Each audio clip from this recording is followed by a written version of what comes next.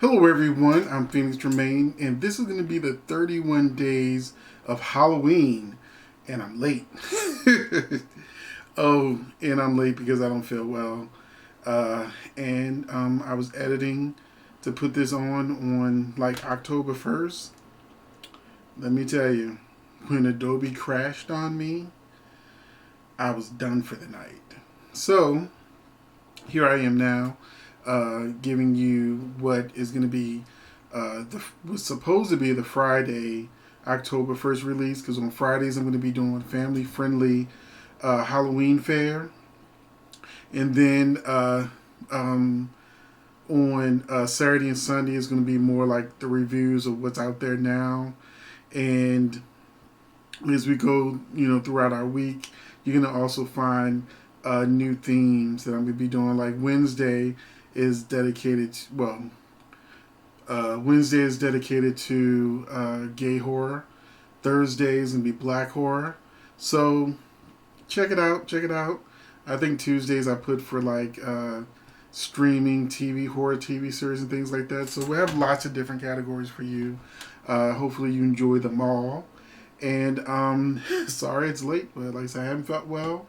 And that Adobe crashing after I did not save my work. It was just all gone. I was just not already feeling well. I was like, I'm done for the night. So I'm about to show you that video that I did for you, which was supposed to be October 1st, which is also my mother's birthday. May she rest in peace. And I'm going to get right to it. Thank you.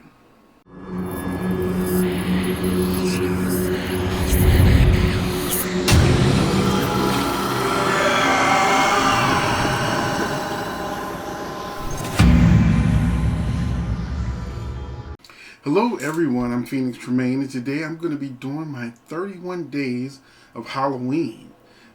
For the last 2 years I've been thinking about this idea of doing the 31 days, and I said this year I was like, let me just go ahead and jump into this. So today I'm actually uploading this video in the evening, but starting tomorrow you'll be getting a video earlier in the day. I'm going to pre-record them so that, like clockwork, you're going to be getting great recommendations for, Halloween TV shows, movies, specialty videos. Each day of the week has different themes. And on Fridays, which is today's October 1st, so on Fridays, I'm going to be doing family-friendly Halloween fare. So yeah, we're going to begin our first Halloween, 31 Days of Halloween, with the Addams Family 2. Yeah, they made another one. So here we go, 31 Days of Halloween 2021.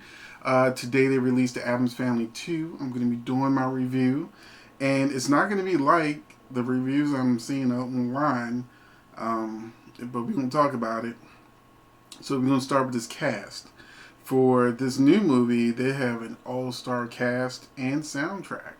So, Oscar Isaac is playing Gomez, Charlize Theron is playing Morticia, Chloe Grace Moretz is Wednesday, Javon Winter Walton is Pugsley, Nick Kroll is Uncle Fester, Snoop Dogg is Cousin It, Bette Midler is Grandma, Conrad Vernon is playing Lurch, Kyla Pratt is going to be Book Girl, Volcano Kid, Festival Kid 1, and Peggy.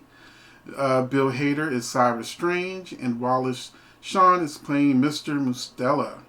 So they have definitely an all-star cast. It really shows in the recordings. There's only one of them that I feel like didn't really put any extra into their performance. We'll get into that when I get into the cons of the movie. But also want to say the soundtrack really stood out to me. You got Christina Aguilera doing the Addams Family theme, Meg Thee Stallion, Maluna, and Rock Mafia. They have a song on there, as well as, of course, Snoop Dogg, because he's Cousin It. So this soundtrack really stood out for me, except for one song. We'll talk about that later, too, in the con section. So I want to first say, critics have been going hard on how bad Addams Family 2 is. And I think they're full of it. I think they're just trying to get clicks and likes because it's easier to say something that's horrible and get more people to watch because people love to hate. And when I saw this movie, I expected to hate it because I didn't like the first one.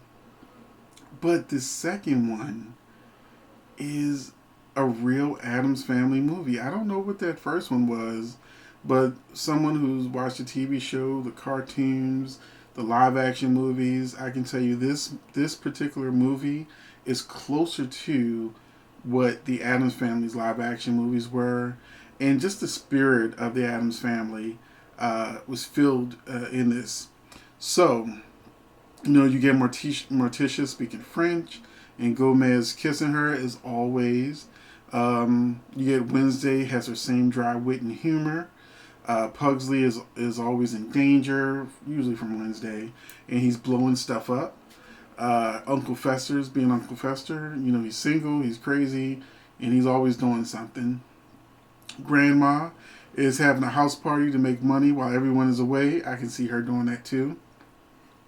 And even the plot is in line with what's been done before. In the live action movie, Fester's identity was in question, and now in this movie is Wednesday Addams, who may be from actually a different family. And so a scientist wants Wednesday's invention and expertise, but she says that it's a family secret and will only share it with family.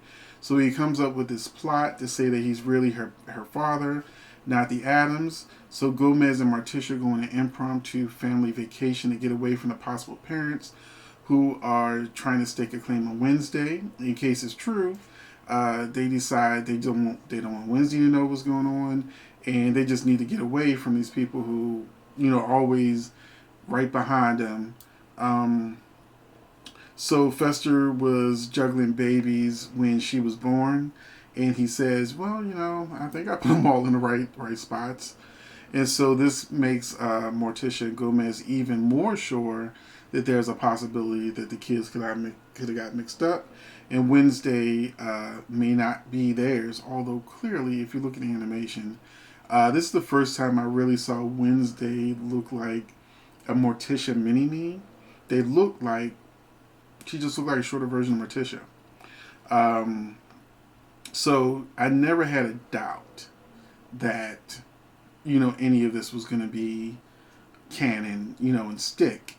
So you just sit back, relax, and watch how it plays out. So as they go on their vacation, they're running from these guys, and they go into these different vacation spots like the Grand Canyon. And everywhere they go, they cause chaos because that's what happens with the Addams Family. Whether it's a TV show or a movie, they get around the normal people and they just start causing all sorts of commotion. One of the best skits was Wednesday reading one of the pageant girls' mind. That pretty much made the whole movie for me. Just that one scene was just awesome. It was the first time I laughed really hard in this movie. Wednesday being forced into a pageant is hilarious. Pugsley has an interesting twist because he's on a quest to find a girlfriend. And there's a joke. I don't want to ruin it for you. But let's just say there's an Elvira joke that really landed for me because on Shudder, Elvira's having her 40th anniversary as Elvira, so that just made me laugh even harder. Now, we're going to go to the cons. Lurch singing I Will Survive. I could have skipped that. That was horrible. Lurch versus Pogo. They kind of built it up, but it wasn't what I wanted. Morticia doesn't sound any different than Charlize Theron. She's, to me, the only voice actor that didn't do anything extra with her voice other than sound like herself. Whereas you have someone like Oscar Isaac who sounds just like Gomez. I was like, that's really Oscar Isaac doing Gomez? Because it sounds just like, Gomez is supposed to sound. Chloe Grace Moretz did a great job as Wednesday's voice. It's Uncle Fester. Everybody was doing their job, but Charlize, she just got a check. And when Snoop Dogg plays Cousin Ed, and when he was rapping, it's Snoop Dogg. He's going to rap sooner or later. So when he's rapping, he says Snoop Dogg is in the house, and I was like, if you're playing Cousin Ed and you're doing this song as Cousin Ed, it sort of took me out of the movie when I heard him say Snoop Dogg is in the house. He should have said Cousin Ed is in the house. We all know he's really Snoop Dogg. So that was another faux pas.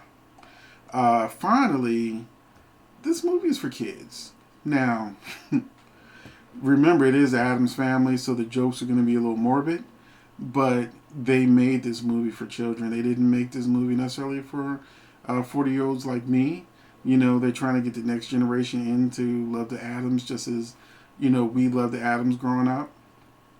And I think some of these critics missed the point of they weren't trying to make an adult Addams Family. It is edgy enough for adults, but clearly is meant to appeal to children.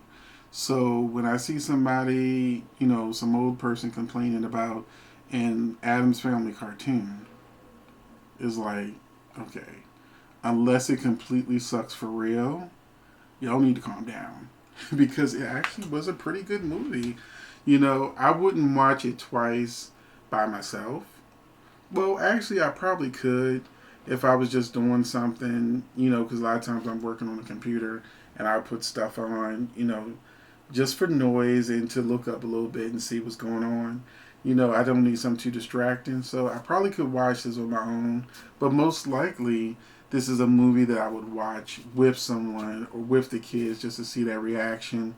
And I recommend the movie, you know, for a family night. But just keep in mind of, I would say, don't get the little kids in there. But if you know what the Addams Family is about, go ahead and rent this movie, or go to see it in the theaters. I think it's in theaters too, but you can also rent it. And just have a good time with it. You know, don't think too hard about it. It's the Addams Family. They're morbid. They do crazy things. They cause a commotion, and then they're done. It's an hour and a half movie. They're in and out. So, thank you for watching, and I will see you in the next video, where tomorrow we're going to be doing horror. Okay, so I'm not gonna say the movie just in case I change my mind about that particular movie being in the first week, but we shall see. We shall see. Now, be ready. My next movie isn't Family Night. It's for people looking for a horror movie, because the next movie is actually a slasher film with a supernatural twist. So thank you for watching. I'm Phoenix Tremayne, and hopefully you will follow me on this 31 days of Halloween and all the other stuff I post. Thanks for watching.